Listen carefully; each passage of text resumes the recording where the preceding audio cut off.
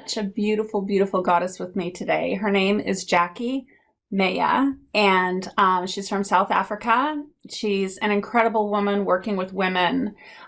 She's a burnout coach. She takes you from burnout to brilliance, which I love. I love that so much. Jacqui's doing some very important work. She's also a Kundalini yoga teacher, and she knows firsthand how it is to overwork and be burnt out. And because she's gone through that journey herself, she really knows how to guide women through that process of reconnecting to their feminine energy. And so they can be that brilliant shining light that they know that they are. So Jacqui, it's so great to have you here because this is such an important topic. Thank you so much. I'm super, super excited.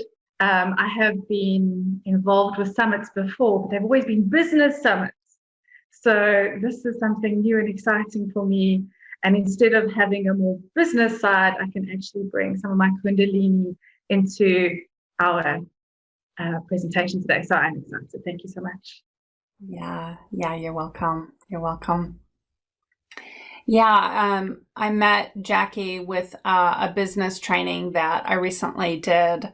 We really connected, and I asked Jacqui to be part of this summit specifically because of the burnout part, because I know firsthand too, personally, of how when we run that masculine energy and we're in that constant state of do, go, go, go, that we can get ourselves into burnout. And so thank you, Jacqui, for joining us today. It's really important that you're here to share your wisdom and your knowledge and your gifts. So yeah, I'm so excited. Yeah, thank you. I have to admit, in preparing for this, I was sort of like, I don't quite know if I quite qualify as a priestess. So I went, like being the little bit of a geek that I am, I went and I found, so I have to read this, the definition, which says, a priestess is a woman who is authorized to perform the sacred rites of a religion, or as a woman who is regarded as a leader of a movement. And I thought that was just like, hang on, I am a priestess. I can own this part of me. So I want to thank you, Shamet, for that beautiful gift, because I never would have ordinarily considered myself in that role. And so I feel like I have found a new part of me, which is so nice to have. Wow, that's beautiful. I love that. So I had to share that with you. Oh my goodness. Thank you for sharing that. Yeah, exactly. Yeah, you just kind of Yeah. got right in there because I was going to ask you, what does the goddess mean to you? What does the priestess mean to you? So thank you.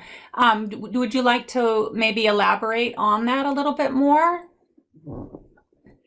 Yeah, so I was actually brought up in a very Roman Catholic home. So I often get the question, well, how can you be a Kundalini teacher and have what lots of people consider the woo-woo, which I'm very into, very spiritually and all of that, and yet have been brought up in a Roman Catholic home? And I think maybe it is because of the contrast. The Roman Catholic faith is obviously very strong, and they've got lots of rituals, which are really great, and I resonate quite strongly with all of those. It's the man-made side of religion which doesn't resonate strongly with me, and I think that's just history and all of its side of things. And so when I was reading that definition, I was like, oh, okay, so the religion bits, take it in context.